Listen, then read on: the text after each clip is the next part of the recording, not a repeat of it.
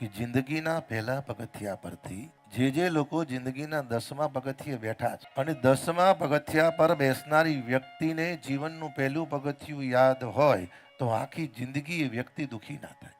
જે પહેલા પગથિયા પરથી 10મા પગથિયા પર જાય છે અને જીવનમાં પહેલું પગથિયું જે યાદ રાખે છે ને સાહેબ, પરિસ્થિતિ શું હતી, સમય શું હતો, કેમ હતું, કેમ નહીં. પછી એવું ના કે અમે તો વાસી ખાતા જ નથી, અમે તો રોજ ગરમ જોઈએ, એવું ના કે. જે મોટી મોટી વાતો કરે ને વાસી નથી ખાતા, બધા અમેરિકામાં જઈને વાસી જ ખાય છે ભાઈ. મહિના પહેલા બધા અઠવાડિયામાં રજા આપણે બધું બનાવી દે, અઠવાડિયાની દાળ, અઠવાડિયાનું શાક.